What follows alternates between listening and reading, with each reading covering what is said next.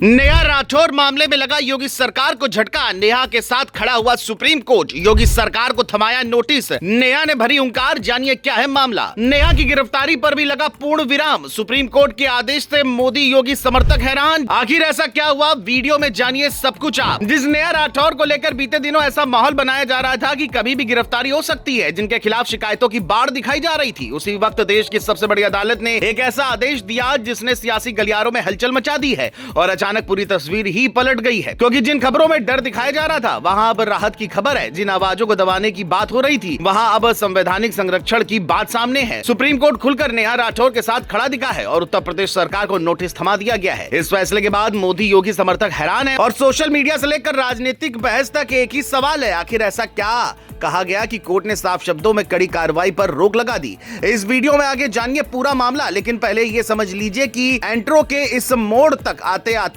सियासत का तापमान क्यों बढ़ा और नेहा राठौर का नाम बहस का केंद्र कैसे बना। दरअसल ये मामला पहलगाम हमले से जुड़ा है, जिसके बाद सोशल मीडिया पर नेहा राठौर ने सरकार से एक गीत के जरिए तीखे सवाल पूछे थे। सोशल मीडिया पर मुखर आवाज के रूप में पहचानी जाने वाली नेहा ने चौकी दरवा कायरवा शीर्षक से एक गीत साझा किया। इस पर आरोप लगा कि प्रधानमंत्री पर आपत्तिजनक टिप्पणी की गई है। इसके बाद वाराणसी और लखनऊ में उनके खिलाफ मुकदमे दर्ज हुए। हजरतगंज कोतवाली में दर्ज मामले में यह भी कहा गया कि पोस्ट से दो समुदायों के बीच तनाव फैल सकता है और देश की छवि को नुकसान पहुंचा है। शिकायतकर्ता की दलील थी कि इन पोस्ट का उपयोग पड़ोसी देश के मीडिया ने भारत की आलोचना के लिए किया। इस पूरे घटनाक्रम ने देखते ही देखते कानूनी रूप ले लिया और नेहा को नोटिस भेजे गए। लखनऊ पुलिस की ओर से बयान के लिए नोटिस भेजा गया। पहली बार नेहा ने तबीयत का हवाला दिया। इसके बाद दूसरे नोटिस पर वे अपने पति के साथ रात के समय हजरतगंज कोतवाली पहुंची। देर रात होने के कारण पुलिस ने उन्हें वापस लौटा दिया।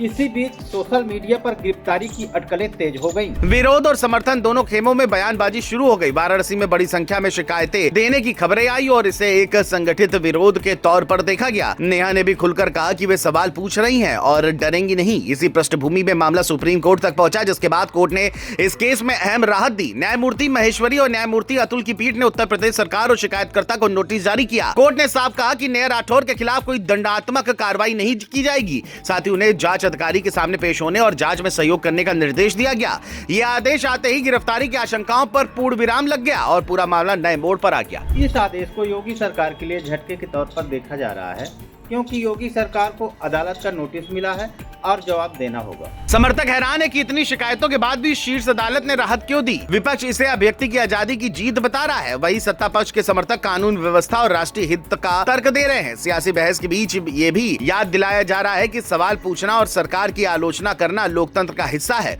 और यही बिंदु कोर्ट के आदेश की आत्मा मानी जा रही है। हालांकि नेहा राठौर ने सोशल मीडिया पर इस आदेश को साझा करते हुए अपनी बात दोहराई है कि वे सवाल पूछती रहेंगी। उन्होंने कहा कि अगर हिम्मत है तो दहशतगर्दों के सिर को वापस लाए और सरकार से जवाब मंगाए। इस बयान ने समर्थकों में जोश भरा और विरोधियों में नाराजगी दिखी। अब आगे जांच चलेगी और नेहा को सहयोग करना होगा, लेकिन फिलहाल सुप्रीम कोर्ट के आदेश ने मामले की दिशा ही बदल दी है।